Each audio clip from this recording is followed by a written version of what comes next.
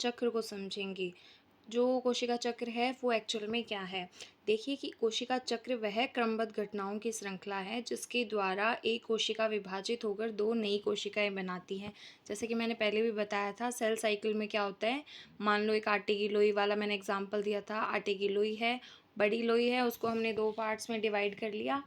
अब ये जो प्रोसेस होता है, इस पूरे को मिलाकर कोशिका चक्र कहते हैं, ठीक है? आप ये डायग्राम में भी देख पा रहे हैं, ये गोल-गोल चक्र सा है, इसमें एम फ़ेज़ है, दूसरा इंटरफ़ेज़ है, ये 2 टाइप के फ़ेज़ होते हैं कोशिका चक्र के, ठीक है? इसके द्वारा ये कोशिका चक्र पूरा होता है, ठीक है? ये चक्र मुख्य 2 भागों में बाँटा गया है, पहला है इंटरफ़ेज़, दूसरा है एम फ़ेज़। इसके बाद ही कोशिका विभाजित होती है, कोई भी कोशिका है, वो इस प्रोसेस से गुज़रने के बाद विभाजित होती है। अब हम देखते हैं कि इन चक्र में क्या-क्या चीज़ें आती हैं, वो हम अच्छे से पढ़ेंगे। पहला है इंटरफ़ेज़। यह कोशिका चक्र का सबसे लंबा भाग होता है, लगभग 90% टाइम इसी में लगता है, कौन से में? इंटरफ़ेज़। ये वो वाली बात है कि जैसे हमने पूरे साल भर में मान लो हमने एडमिशन लिया है क्लास में, ठीक है, किसी क्लास में। अब हमने साल भर में जो तैयारी की है, वो लास्ट के 1 महीने में हमारा एग्ज़ाम होगा, हमारे मार्क्स आएँगे, वो जो तैयारी है, बस वही टाइम ये इंटरफ़ेज़ कहलाता है, ठीक है? तैयारी का जो टाइम है वही, और लास्ट का जो 1 महीना है वो एम फ़ेज़ कहलाएगा, ठीक है? चलो अब इसके जो इंटरफ़ेज़ को 3 उपचरण में बाँटा गया है। ये जो इंटरफ़ेज़ है इसके भी 3 उपचरण होते हैं। पहला है G1 गैप 1 फ़ेज़। अब यह चरण कोशिका वृद्धि का चरण कहलाता है। इसमें सेल जो है वो क्या करती है? वृद्धि करती है, बढ़ती है। कोशिका का आकार बढ़ता है, इसमें कोशिका का साइज़ बढ़ेगा। ऑब्वियसली अगर किसी सेल को डिवाइड होना है तो वो धीरे-धीरे अपने आकार को बढ़ाएगी। प्रोटीन, आरएनए और अन्य आवश्यक पदार्थों का संश्लेषण होता है। जैसे कि मैंने पहले बताया था, अगर कोई भी कोशिका है वो 1 से 2 भागों में बँटेगी, तो सबसे पहले वो अपने अंदर जितना भी मटीरियल है उसको उसकी वृद्धि करवाएगी, उसको बढ़ाएगी, उसके लिए आवश्यक जितनी भी एनर्जी है वो सबको गेन करेगी। उसके बाद वो डिवाइड होगी, और सामान्य कोशिका कार्य जो संपन्न होते हैं वो जीवन में हो जाते हैं, ठीक है? कभी-कभी कोशिका G0 अवस्था में चली जाती है। देखिए अगर जो कोशिका वृद्धि नहीं कर पाती, आकार नहीं बढ़ा पाती, तो जीवन के बाद एक G0 फ़ेज़ आता है जिसको विश्राम अवस्था भी कहते हैं, तो वो उसमें चली जाती है, या फिर क्षतिग्रस्त हो जाती है कोशिका, तो वो उसके अंदर G0 में चली जाती है, वो बाद में डिवाइड नहीं होती, ठीक है? दूसरा हमारा जो चरण है वो है एस चरण, सिंथेसिस। अब इसमें क्या होता है? इसमें डीएनए का संश्लेषण मतलब रेप्लिकेशन होता है, संश्लेषण नहीं है ये, रेप्लिकेशन है, ठीक है? इसमें डीएनए रेप्लिकेट करता है। प्रत्येक गुणसूत्र का डीएनए मात्रा दुगनी हो जाती है और प्रत्येक गुणसूत्र 2 बहन क्रोमेटिड्स में बदल जाते हैं। कौन से में? एस चरण में, एस फ़ेज़ में। अब ये देख पा रहे हैं आप नीचे डायग्राम में, ये डीएनए है, रेप्लिकेट होगा और इसके जो ये दुगने क्रोमेटिड्स में बदल जाएगा, मतलब ये सिस्टर क्रोमेटिड्स में बदल जाएगा। दूसरी इंपॉर्टेंट चीज़ क्या होती है इसमें? हिस्टोन प्रोटीन का संश्लेषण होता है। और तीसरा क्या है? सेंट्रोसोम की प्रतिकृति, रेप्लिकेशन होता है। ऑब्वियसली सेंट्रोसोम तो इसके लिए बहुत ज़रूरी है, इसलिए उसका रेप्लिकेशन कहाँ होता है? एस फ़ेज़ में। अब एग्ज़ाम में क्वेश्चन कहाँ से आते हैं? एग्ज़ाम में क्वेश्चन डायरेक्टली ये पूछेगा कि जो कोशिका विभाजन का ऐसा कौन-सा चरण है जिसके अंदर डीएनए रेप्लिकेशन होता है? ऑप्शन दे देगा G1, S, G2, G0, तो कौन सा होगा? एस फ़ेज़, ठीक है? और थर्ड है हमारा G2 फ़ेज़। G2 में क्या है कि यह चरण प्री मेटाटिक चरण भी कहलाता है। ऑब्वियसली अगर इसको माइटेटिक मतलब इसमें विभाजन से जस्ट पहले की जो अवस्था है उसको बोलते हैं प्री मेटाटिक चरण, ठीक है? प्रोटीन संश्लेषण होता है, एटीपी का निर्माण होता है। अब जो विभाजन के लिए लास्ट में जो छोटे-मोटे काम रह गए वो होंगे इसके अंदर, ठीक है? कोशिका विभाजन के लिए आवश्यक ऊर्जा और संरचनाएँ तैयार की जाती है। गुणसूत्र सेंट्रोसोम विभाजन के लिए तैयार हो जाते हैं। प्रॉपर तरीके से गुणसूत्र और सेंट्रोसोम विभाजन के लिए तैयार होंगे, तो अब आगे वाले चरण में क्या होगा? इसका विभाजन की जो प्रोसेस है वो आगे बढ़ेगी। अब हम आते हैं एम फ़ेज़ में, जो विभाजन अवस्था है उसमें।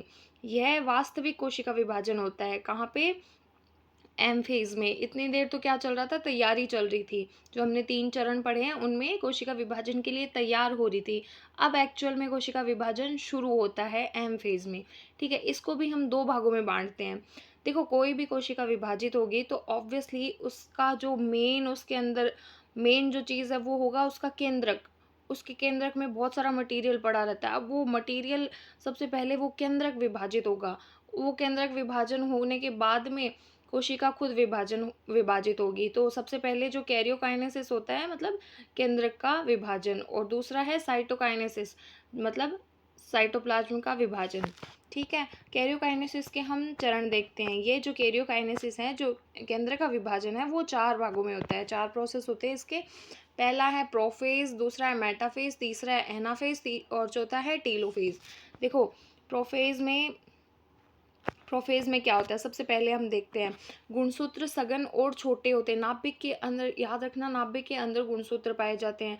वो इस फेज में, प्रोफेज में, ये छोटे और सघन होते हैं, एकदम गाढ़े गाढ़े से होते हैं। ठीक है, न्यूक्लियोलस और नाभिक झिल्ली लुप्त हो जाती है।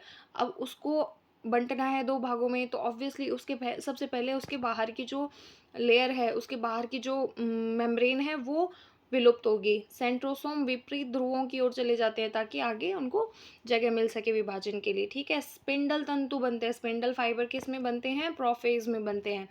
फिर सेकंड है मेटाफेज। मेटाफेज में सभी गुणसूत्र कोशिका के मध्य पर एक रेखा में व्यवस्थित हो जाते हैं। मेटाफेज को याद रख लेना, मैं इसकी एक मध्य में लाइन बन गई। ठीक है, ये सब एक इक्वेटर में आ जाते हैं। स्पिंडल तंतु सेंट्रोमियर से जुड़ते हैं। अब इसमें किस में जुड़ते हैं, मेटाफेज में जुड़ते हैं। यहाँ से क्वेश्चन डायरेक्ट ऐसे होता है कि कौन सा ऐसा फेज है जिसके अंदर स्पिंडल फाइबर सेंट्रोमियर से जुड़ते हैं, किसमें, मेटाफेज में।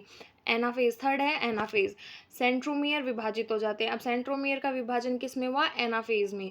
बहन क्रोमेटिड्स अलग होकर विपरीत ध्रुवों की ओर चली जाती है। जो सिस्टर क्रोमेटिड्स हैं जो बनी थी वो अलग होकर विपरीत ध्रुवों की ओर चली जाती है। यह चरण सबसे छोटा होता है, ये याद रखना। देखो जो एनाफेज है वो सबसे छोटा चरण होता है। ठीक है, अब बात आती है टेलोफेज की। टेलोफेज में क्या होता है, जो लास्ट का काम होगा वो होगा गुणसूत्र ध्रुवों पर पहुंचकर लंबे और पतले हो जाते हैं। नाभिक झिल्ली और न्यूक्लियोलस पुनः बन जाते हैं। जो पहले मिटे थे वो फिर से बन जाते हैं, किसमें, टेलोफेज में। स्पिंडल तंतु लुप्त हो जाते हैं। अब ये बन गए हैं तो इसकी ज़रूरत नहीं है। चलो, ये हो गया हमारा कैरियोकाइनेसिस। अब हम देखते हैं साइटोकाइनेसिस क्या होता है। साइटोकाइनेसिस है साइटोप्लाज्म, जो कोशिका द्रव्य है उसका विभाजन होना। अब ये जो प्लांट सेल है उसमें अलग तरीके से होता है और जो एनिमल सेल है उसमें अलग तरीके से होता है।